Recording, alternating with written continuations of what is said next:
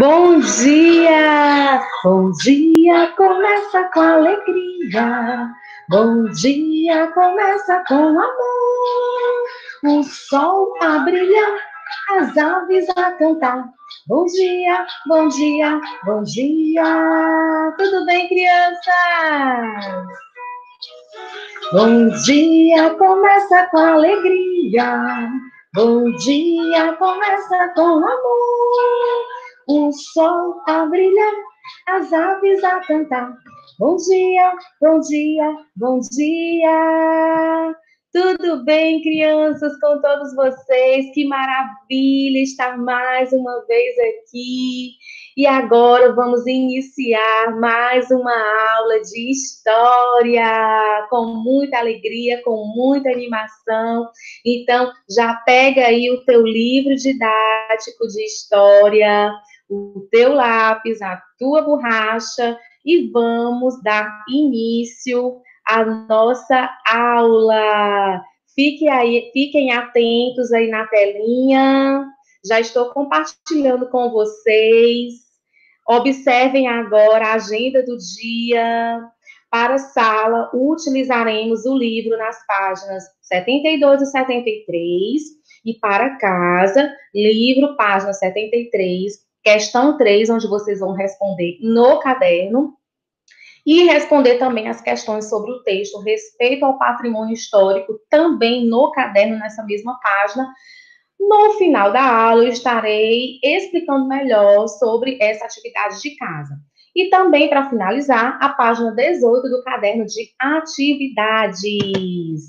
Crianças, vamos iniciar de fato agora a nossa aula. Abra um livro na página 72, sobre o assunto fortes e fortalezas na defesa do Brasil.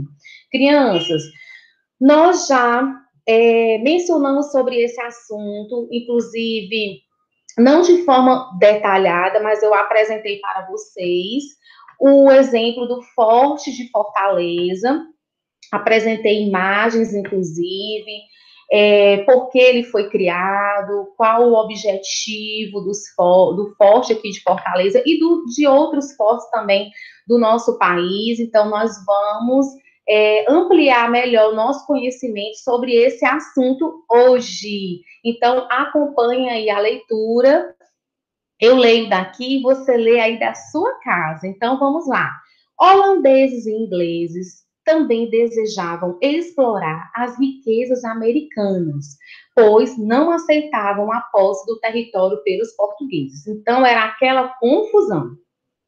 Por esse motivo, depois da chegada dos portugueses ao território do Brasil, navios piratas passaram a ameaçar e invadir vilas e cidades do litoral em busca de mercadorias e riquezas como ouro, madeira e alimentos.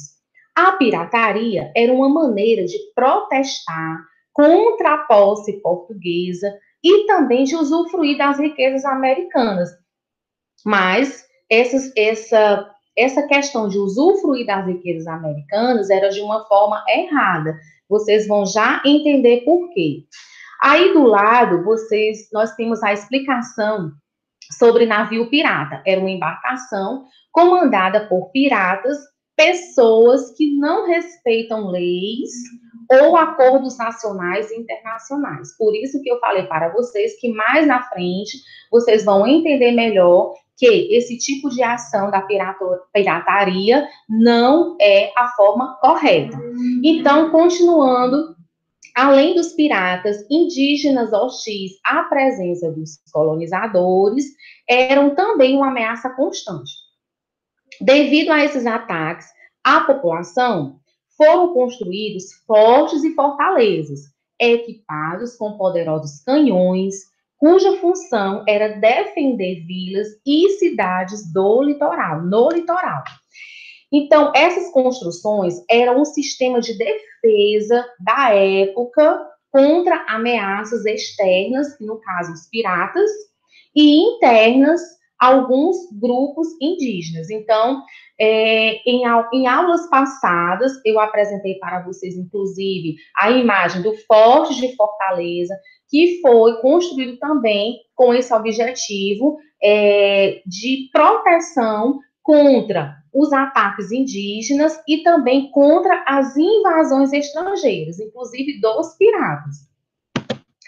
Crianças, eu vou passar para vocês agora, eu vou apresentar para vocês um vídeo relatando um pouco sobre essa história, né, sobre a história da pirataria, como começou, como aconteceu. Então, nós vamos entender um pouco sobre esse assunto desde o início. Então, eu peço que vocês fiquem atentos, tenham bastante atenção agora nesse momento, realmente escutem. Esse link vai estar aí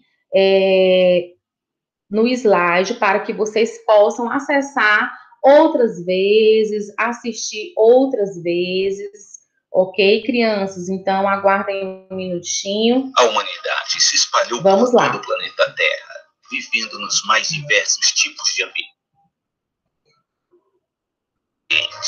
E mesmo tendo uma vastidão de terras à sua disposição, as águas do mar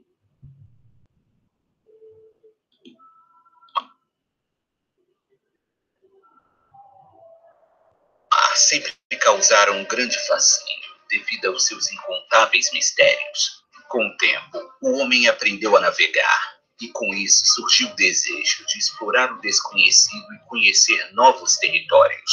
A navegação também permitiu a expansão do comércio e barcos cada vez maiores foram construídos para transportar as mercadorias. Metais preciosos, madeira de boa qualidade, especiarias e peles de animais faziam parte das mercadorias mais valiosas que eram transportadas pelo mar. Devido a essas cargas tão preciosas, os barcos mercantes se tornaram alvo da ganância de outros marinheiros, que passaram a se organizar em grupos para atacar e saquear essas embarcações. Esses temíveis saqueadores passaram a ser conhecidos como piratas. A história da pirataria tem seu início na Idade do Bronze, mas foi durante a Antiguidade Grega que ela passou a ser melhor documentada e registrada.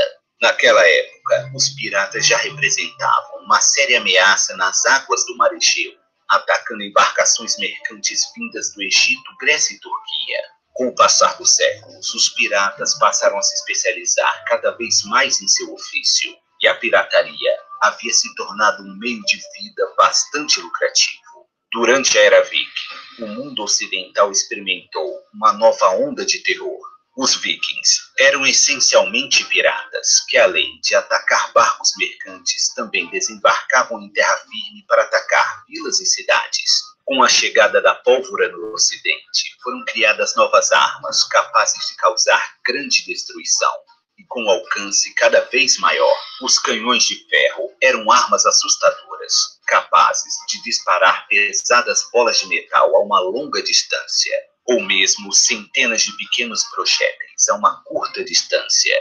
E foi fazendo uso dessas armas que os piratas vivenciaram sua época mais áurea, que ficou conhecida como a Era Dourada da Pirataria. Por volta do ano 1650, boa parte dos países europeus estavam travando uma disputa pelo controle do comércio marítimo. Este comércio era tão importante que algumas guerras chegaram a ser declaradas por conta de conflitos por rotas comerciais. As potências europeias também buscavam com afinco novas terras para colonizar e, com isso, expandir seu controle territorial. Era muito comum que navios vindos da Grã-Bretanha, Espanha, França e Holanda travassem combates uns contra os outros, causando grande destruição em pleno alto mar. E no meio deste cenário caótico e violento estavam os piratas. Os navios piratas navegavam pelas principais rotas de comércio e muitas delas passavam pelo Mar do Caribe, já que esta região faz a ligação entre a América do Norte, a Central e parte da América do Sul. O Mar do Caribe também é repleto de ilhas e muitas serviam como portos comerciais ou para restabelecer as provisões dos navios, como água potável e comida para as longas viagens em alto mar. Para os piratas, o Mar do Caribe oferecia as condições perfeitas para organizar emboscadas e fugir da luta caso fosse necessário. Eram constantes as incursões piratas na região, E eles, além de desejarem as valiosas mercadorias, muitas vezes também tinham como alvo capturar os navios atacados. Os mais audaciosos se arriscavam a atacar os navios militares em busca de munição e armamento, e também os preciosos canhões. As ilhas mais usadas como refúgio pelos piratas foram a Ilha Jamaica, a Ilha de Madagascar e a famosa Ilha de Tortuga. Os piratas chegaram a construir pequenas cidades nessas ilhas, que incluíam portos comerciais, bordéis e, é claro, tavernas para se embebedar.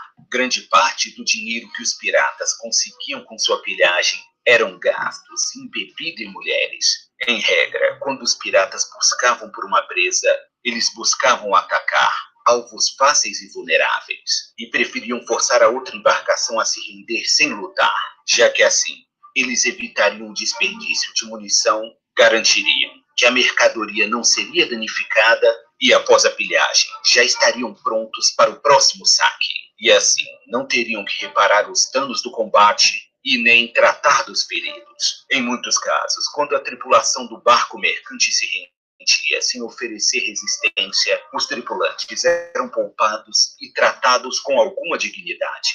Mas se o conflito chegasse ao ponto de um combate corpo a corpo, os piratas lutariam com fúria total, já que preferiam a morte do que ser capturado com vida. Piratas capturados eram aprisionados e torturados, e depois encontrariam seu fim em um enforcamento em praça pública. Para contrapor a constante ameaça dos piratas, os governos europeus contrataram experientes capitães de navios e suas tripulações para trabalharem como mercenários, com a finalidade de caçar os navios piratas. Estes homens recebiam uma carta de curso que os permitia caçar os piratas em nome de uma coroa europeia. Eles ficariam conhecidos como corsários. Alguns capitães piratas aceitaram mudar de lado para receber dinheiro, perseguindo seus ex-companheiros. Além dos caçadores de piratas, outra preocupação frequente na vida de um pirata era ser gravemente ferido, já que raramente haviam médicos competentes nas tripulações piratas. Um ferimento grave na perna ou braço geralmente levava à amputação do membro, e se caso o pirata sobrevivesse à operação, ele perderia grande parte de seu valor como membro da tripulação. Durante a era de ouro da pirataria, as armas preferidas dos piratas eram as pistolas de pederneiras, um sabre curto chamado cutlass. Ambas as armas eram ideais para combates em locais com pouco espaço, como é o caso dos convéis de navios. Quando queriam ser identificados, os piratas hasteavam bandeiras negras em seus navios, e era comum o uso de emblemas de caveiras bordadas no tecido. Estas bandeiras eram conhecidas como Jolly Roger. No imaginário coletivo, é recorrente a imagem de um pirata fazendo uso de um tapa-olho, e eles realmente faziam uso de tal indumentária, mas ao contrário do que a maioria imagina, não era para encobrir a perda de um dos olhos. Como os piratas transitavam constantemente entre a escuridão do interior do navio para a claridade do convés, se fazia necessário o uso do tapa-olho para manter um dos olhos descansados, e assim sofrer menos com a alteração de luminosidade quando se trocava de ambiente. Ao contrário do que muitos pensam, ser um pirata não significava seguir uma vida sem regras ou responsabilidades. Cada homem a bordo do navio pirata tinha uma função e deveria trabalhar duro para garantir seu próprio sustento e para merecer fazer parte da tripulação. Os piratas seguiam uma espécie de código de conduta que poderia variar de um navio para o outro, dependendo da vontade do capitão ou de um acordo entre os tripulantes. Mas certos termos deveriam ser seguidos por todos os piratas, como o dever de obedecer ao capitão do navio, acima de tudo, o dever de compartilhar uma parte de tudo aquilo que fosse saqueado e, em hipótese alguma, trair outro membro da tripulação.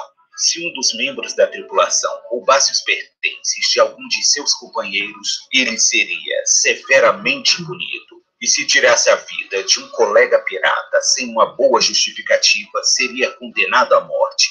Os piratas eram famosos por jogar pessoas ao mar. Isso era feito por diversão ou para punir os membros rejeitados pela tripulação. Outra punição, que era considerada ainda pior, era ser abandonado sozinho em uma ilha deserta, tendo apenas uma pistola ou uma única bala, o que forçava o desafortunado a entrar em desespero e por fim a sua própria vida, ou perecer de fome e sede. Apesar de não ser comum, algumas mulheres também se tornaram piratas temíveis. No Ocidente, a dupla mais famosa foi Anne Bonny e Mary Read, que serviram na mesma tripulação e conquistaram o respeito e admiração de seus companheiros piratas. Já no Oriente, a pirata mais temida foi Xing-Shi, que chegou a comandar 40.000 piratas e é considerada a pirata mais bem-sucedida de todos os tempos. O capitão do navio pirata tinha o direito de ficar com a maior parte do saque obtido, mas, por outro lado, ele tinha a grande responsabilidade de determinar as rotas de navegação e escolher os melhores alvos para serem atacados. Estes capitães poderiam acumular fortunas enormes. A acumulação dessas grandes fortunas criaram a lenda de que os piratas enterram tesouros, mas isso não passa de um mito.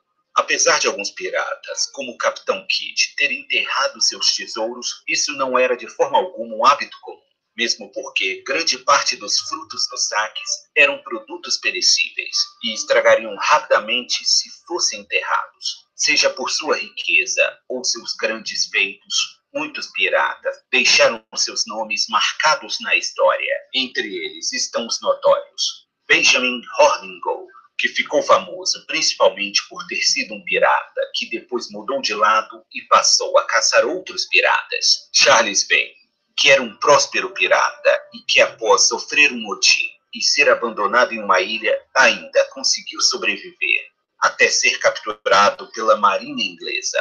Henry Morgan, um dos piratas mais ricos de sua época, sendo muito respeitado por outros capitães piratas. Ele ficou famoso por ter atacado e saqueado a cidade de Porto Belo, no Panamá. E, é claro, o temido pirata Barba Negra, que aterrorizou o Mar do Caribe a bordo de seu navio chamado A Vingança da Rainha Ana. A Era de Ouro da pirataria durou oficialmente até o ano 1730. O declínio dos piratas ocorreu de maneira gradual. Devido à queda dos conflitos entre as potências europeias no Caribe, as marinhas europeias puderam aumentar o número de navios de combate que patrulhavam as rotas de comércio. Para os piratas, era cada vez mais difícil encontrar alvos vulneráveis para atacar, sem correr o risco de serem destruídos na luta. Os últimos grandes piratas do Caribe terminaram seus dias fugindo da perseguição de caçadores de recompensa, ou se escondendo em lugares isolados. No Mar do Caribe, praticamente não haviam mais bandeiras negras tremulando nos mastros dos navios. Mas para aqueles que vivenciaram o caos daqueles tempos, a palavra pirata ficou gravada em sua memória como sinônimo de perigo e medo. Então, crianças, vocês observaram toda a história da pirataria no mundo. Então, esse vídeo foi para que vocês possam entender melhor sobre como tudo começou, sobre essa história da pirataria no mundo, né? Que ela ocorreu não só aqui no nosso país, no Brasil, mas ela ocorreu de forma em geral em todo o mundo. Então, esse vídeo foi para que vocês possam entender melhor sobre essa ação desde quando começou até os dias atuais. Vamos reforçar um pouquinho aí sobre esse conhecimento da pirataria. Então, pirataria, crianças, ou pirataria moderna, como alguns denominam, é a prática de vender ou distribuir produtos sem a expressa autorização dos proprietários de uma marca ou produto. A pirataria é considerada crime contra o direito autoral. A pena para este delito pode chegar a 4 anos de reclusão e multa. Então, não é à toa, crianças, que roupas, perfumes e acessórios estão entre os produtos recordistas de falsificação em todo o mundo. Então, de acordo com as informações e divulgadas pela Organização para a cooperação e desenvolvimento econômico. A Nike, por exemplo, gigante norte-americana no setor esportivo, é a marca mais falsificada do mundo. Então, pirataria é isso, é a falsificação de produtos, é esse ato criminoso de vender, distribuir esses produtos falsificados. Então, realmente acontecem também esses saqueamentos ainda nos dias atuais, infelizmente.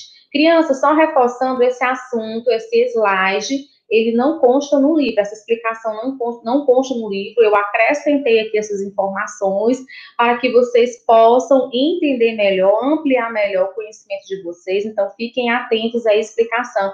Já já nós vamos voltar ao nosso livro didático. Crianças, vejam aí as imagens. Temos aí duas imagens de piratas. A imagem do lado esquerda, pirata representando antigamente, desde quando eles começaram. Então, vejam aí a imagem do lado esquerdo. Piratas, embarcações, aí, ataques em embarcações, em alto mar. Vejam aí a diferença.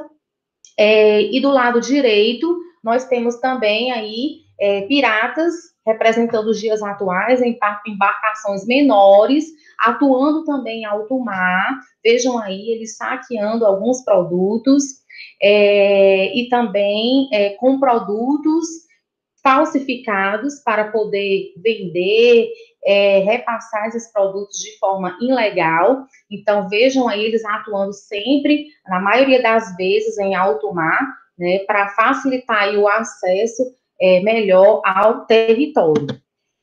Observem aí, crianças, alguns produtos pirateados. Então, vejam aí, são muitos produtos que são pirateados. Então, observem aí as imagens.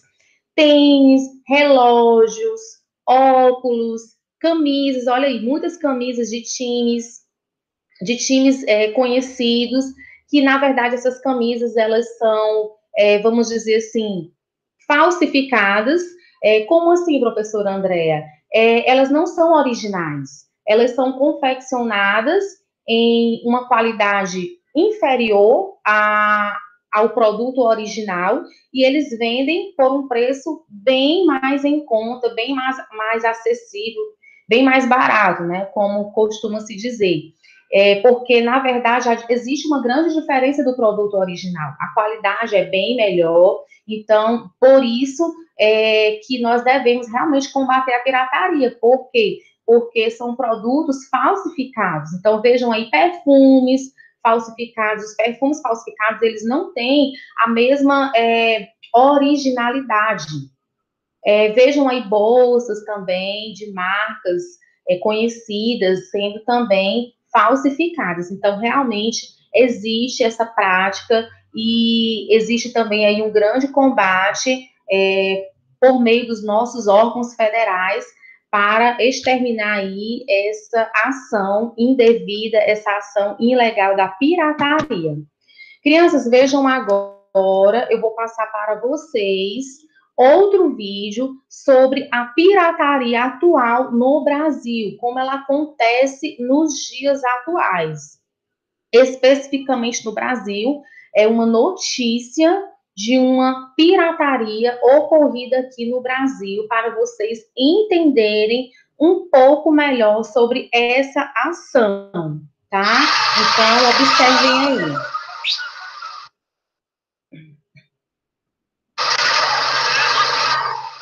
Vejam aí, ó, o caminhão, essa carga, na verdade, ela foi, ó, tá vendo?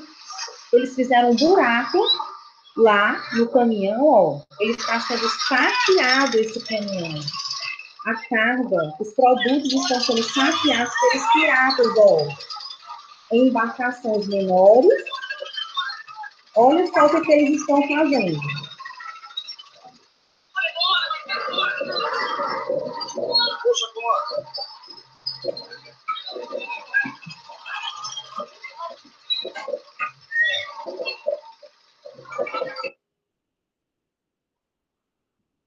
Então, crianças, é um exemplo, infelizmente, de pirataria aqui no nosso país.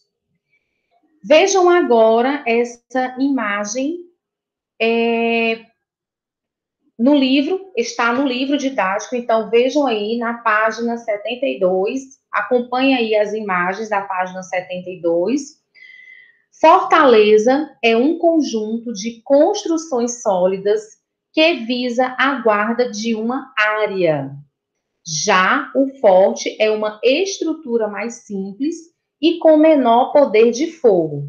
À esquerda, a Fortaleza de Santa Cruz, em Niterói, no estado do Rio de Janeiro, em 2015. E à direita, detalhe do Forte de São João, em Bertioga, no estado de São Paulo, em 2016. Então, vejam aí essas duas imagens desses fortes, dessas fortalezas que foram construídas para se protegerem contra os ataques indígenas e contra as invasões holandesas, estrangeiras, enfim, inclusive de piratas, contra os piratas. Crianças, vejam aí a imagem do nosso forte de Fortaleza, aqui da nossa cidade, que é conhecido como a Fortaleza de Nossa Senhora da Assunção. Localiza-se à margem esquerda da foz do Riacho Pajeú, sobre o Monte Marajaítiba, na cidade de Fortaleza, no litoral do estado brasileiro do Ceará. Então, atualmente, abriga hoje esse forte, a sede da 10ª Região Militar do Exército Brasileiro, que fica na Praia de Iracema, bem em frente ao mar mesmo. Sua construção data de 1649 pelos holandeses, que deram o nome de Fort Schonenburg, depois retomado pelos portugueses, que passaram a denominar de Fortaleza de Nossa Senhora da Assunção. Embora a cidade de Fortaleza tenha se expandido a partir desse forte, o seu marco zero fica na praia da Barra do Ceará. Continuando, vamos agora, crianças, ainda na página 72 do livro, vamos aplicar aí essa atividade de sala, a resolução dessa atividade das questões 1 e 2. Então, já pega aí o teu lápis, já pega a borracha, se for necessário, e vamos responder agora as questões. Primeira questão: por que centenas de fortes e fortalezas foram construídos no Brasil? Resposta: porque era a forma de os colonos cuidarem da defesa de vilas e cidades no período colonial, contra os ataques de invasores, piratas e grupos indígenas, hostis à presença dos colonizadores. Então, foi exatamente o que eu expliquei para vocês anteriormente. Esses fortes, essas fortalezas, elas foram construídas justamente como meio de proteção contra esses ataques indígenas, contra essas invasões estrangeiras, inclusive dos piratas. Segunda questão: de acordo com o texto, onde se localiza a maioria dos fortes e fortalezas no Brasil? Onde se localiza a maioria dos fortes e fortalezas no Brasil? Resposta: no litoral do país. Por quê, professor André? Eu expliquei já em aulas anteriores de história, justamente porque o mar era o acesso mais fácil e mais rápido para chegar ao território brasileiro. Inclusive, até porque naquela época, o meio de transporte mais comum eram grandes embarcações por meio do mar. Então, justamente, os fortes, eles foram construídos exatamente no litoral do país. Tinha que ser um local próximo à chegada das embarcações. Então, a maioria dos fortes, eles se localizam, na verdade, todos os fortes, né, do nosso país, eles localizam-se, grande maioria, realmente, no litoral. Agora, crianças, vamos para a explicação da atividade de casa. Atividade de casa, livro, página 73. Vocês vão fazer a questão 3, vão responder no caderno. e responder também as questões sobre o texto Respeito ao Patrimônio Histórico, também no caderno. E, por último, vocês vão responder na página 18 do caderno de atividades, tá? Vejam aí, crianças, a terceira questão do livro de vocês, na página 73, certo? Tem assim, em duplas, observem novamente a imagem da Fortaleza de Santa Cruz na página 72 e leiam o texto a seguir. Claro que no momento, não vai ser, na verdade, no momento não vai ser possível vocês realizarem essa atividade em duplas. Então, vocês vão realizar essa atividade de forma individual, cada um na sua casa, fazendo a sua atividade de forma individual, seguindo a orientação do livro. Vejam aí nesse retângulo, tem a informação. Um vigia está no alto da torre de Fortaleza de Santa Cruz. De repente, ele avista navios se aproximando. Agora, utilizem o roteiro abaixo como base para a criação de um pequeno texto no caderno. Então, por isso que vocês vão responder no caderno. Então, vocês vão utilizar esse roteiro. Que roteiro? Exatamente esse do retângulo. O vigia está no alto da torre da Fortaleza de Santa Cruz. De repente, ele avista os navios se aproximando. Então, você vai observar novamente essa imagem da Fortaleza de Santa Cruz na página 72. Vai seguir a orientação desse roteirinho do vigia, que de repente avista os navios se aproximando, e vai fazer o quê? Você vai criar um pequeno texto no seu caderno, seguindo essas orientações. Descrevam a situação observada pelo vigia, relatando os sentimentos dele diante da situação, como foi que ele ficou, qual sentimento ele teve no momento, foi de espanto, foi de medo, qual foi a ação, qual foi a atitude dele no momento, o que ele falou, o que ele fez, certo? Expliquem como ele dá o alerta para o restante dos encarregados da defesa que estão no forte, como ele reage com as outras pessoas ao seu redor. E, por fim, escrevam um desfecho para a situação. Vocês vão escrever, na verdade, um texto com início, meio e fim. No final, você vai fazer um desfecho bem interessante, bem criativo e de forma positiva. Como ele encerrou, como finalizou, como terminou essa ação do vigia no alto da torre. Quando ele avistou esses navios se aproximando, o que ele fez, como ele agiu, o que ele falou e qual foi a solução para o ocorrido, tá? Então, vocês vão escrever no caderno. Mais uma vez, crianças, sempre nos textos eu vou mencionar sobre essa orientação. Tenham cuidado com a letra, escrevam uma letra legível, atenção à estrutura do texto, os espaços dos parágrafos. Nós sabemos que sempre que nós iniciamos um parágrafo, existe um espaço de 2 dedinhos, iniciando com letra maiúscula. Observem também as margens no final das linhas, as pontuações, as concordâncias, as sinalizações. Então, fiquem atentos a toda essa estrutura de um texto, evitem repetição de palavras. Então, por isso, crianças, que a leitura é sempre muito importante. Muitas vezes eu coloco como atividade de casa uma leitura prévia do conhecimento que nós ainda vamos abordar na aula seguinte, porque justamente para que você entenda um pouco melhor por meio da leitura, para que você já tenha um conhecimento prévio e durante a explicação facilite o seu entendimento.